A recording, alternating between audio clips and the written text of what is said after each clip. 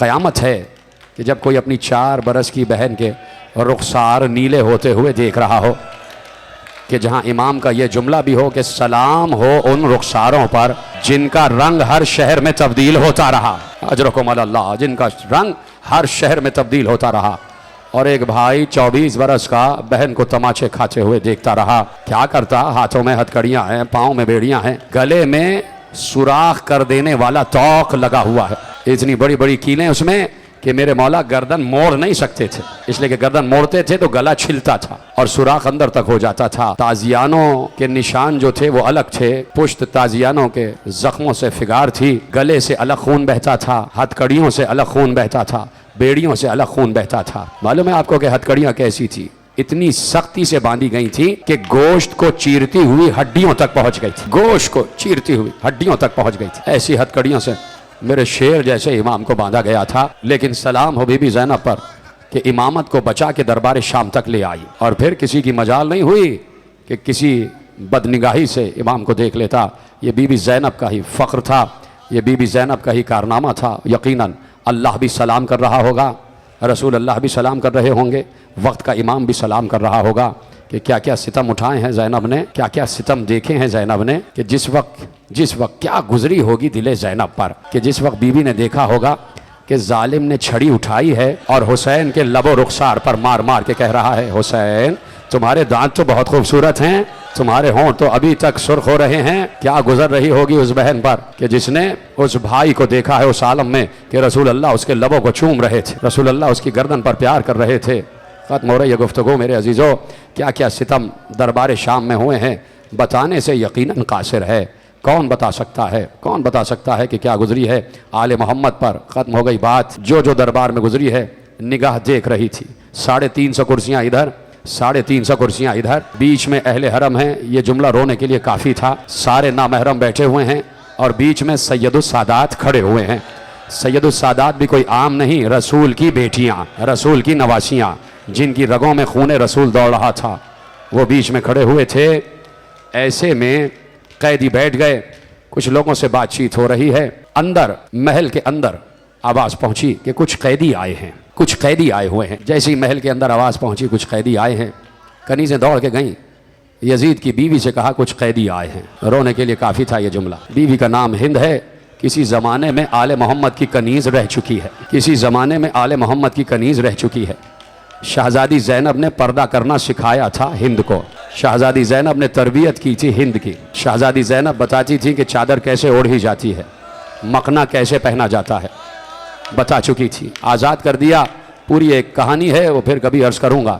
जनान खाने में बैठी हुई है, सजी हुई बैठी हुई है, हाकिम वक्त की ज़ौजा है। किसी ने आके कहा कैदी आए हुए हैं दरबार में। कहा अच्छा, कहा चलें देखते हैं कौन है, पूछते हैं। एक बार चली। कैदी एक खराबे में बैठे हुए हैं, एक खराबे में बैठे हुए हैं, दरबार सजा हुआ है, बातें हो रही हैं। कहा कैदियों को ले जाओ, शाम को फिर पेशी होगी। एक खराबे में दरबार के बिल्कुल बाहर खुली छत के नीचे कैदियों को बिठा दिया गया। हिंद को मालूम हुआ कुछ कैदी आए हुए हैं। कहा चलो चल के मिलते हैं। एक शोर हुआ कि हाकिम वक्त की ज़ौजा आ रही है। उधर से करीब गया ऐलान करने वाला, कहा कैदियों ज़रा होशियार होकर बैठ जाओ, हाकिम वक्त की ज़ौजा तुमसे मिलने आ रही है। जैसे ही उम्मे कुलसूम ने, ज़ैनब ने सुना कि हिंद आ रही है, एक बार सब गर्दन झुका के बैठ गए। ज़ैनब ने उम्मे कुलसूम से कहा, उम्मे कुलसूम ने उम्मे लैला से कहा, उम्मे लैला उम्मे रबाब को देख रही थी, उम्मे रबाब उम्मे फरवा को देख रही थी। एक बार सब ने कहा कि आके हमें इस फटे हाल में देखेगी, न मालूम पहचानेगी या नहीं पहचानेगी, न मालूम क्या गुजरेगी। सब बीबियां गर्दन झुका के बैठ गईं। हाथ तो रस्सियों से बंधे ही हुए थे, अपने चेहरे को बालों से मजीद ढांप लिया कि ये हमें देखने ना पाए, ये हमें देखने ना पाए, हमें पहचानने ना पाए। एक बार बीबियां गर्दन झुका के बैठ गईं। हिंद आ गई। हिंद ने जैसे ही देखा अजीब फटे हाल से कैदी बैठे हुए हैं जिनके सरों पर रिदा नहीं है, वहाँ से निगाह हटी, उसने देखा एक बीमार कैदी बैठा हुआ है, जिसके हाथों में हथकड़ियाँ हैं, जिसके पाँव में बेड़ियाँ हैं, जिसके गले में तौके खारदार है, जिसकी पुश्त से खून बह रहा है, जिसका पूरा लिबास खून से तर हुआ हुआ है, जिसके रुखसार पर तमाचों के निशान हैं।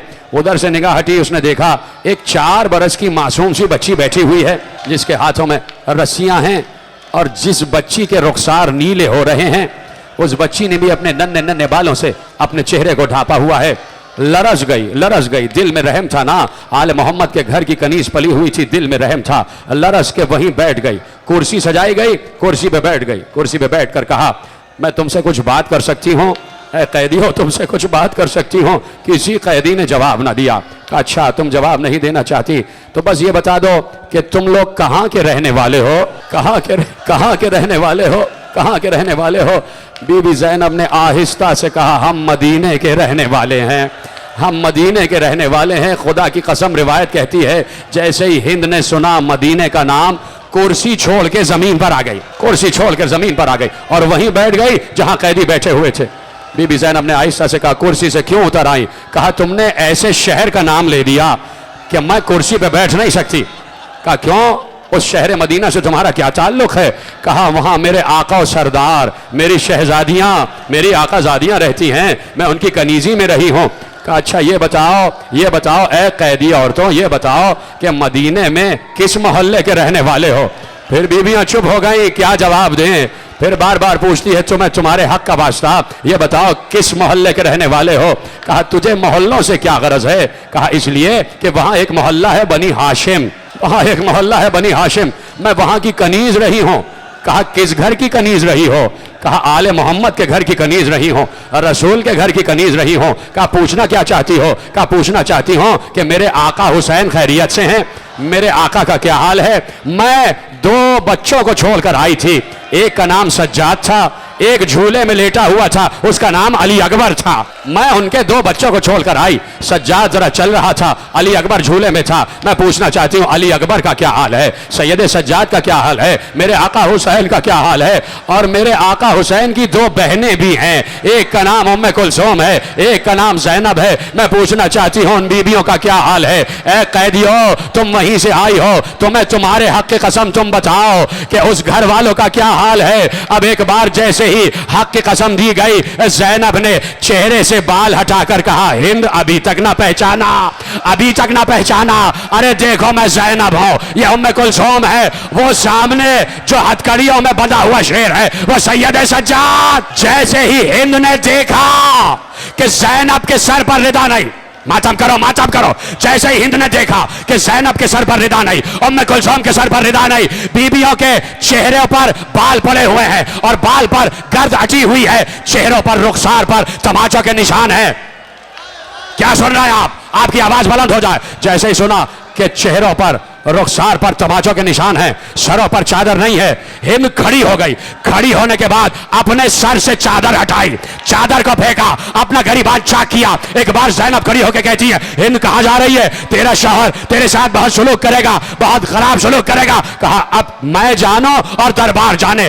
बीबी को तन्हा छोड़कर एक बार भरे दरबार में बेरिदा हिंद नाम महरमों के मजमे में आई। यजीद ने जैसे ही देखा कि मेरी बीवी उस आलम में आ गई कि सर पर रिदा नहीं है, बेख्तियार तख्त से दौड़ता हुआ उतरा, अपने दोस्त से अबा उतारी, हिंद के सर पर डाली और कहा, यह किस आलम में आ गई? ना महरमों के मजमे में, हाकिम वक्त की ज़ौजा इस आलम में आ गई। हिंद ने एक बार अबा को सर से उतार कर फेंका और एक बार लानत करके कहा, तुझे शर्म नहीं आती? रसूल की बेटियों की रिदा छीन कर अपनी ज़ौजा के सर पर रिदा रख रहा है। अरे क्या जवाब देगा रसूल अल्लाह को? क्या जवाब देगा फातिमा ज़हरा को? क्या जवाब देगा अली इब्न अबी?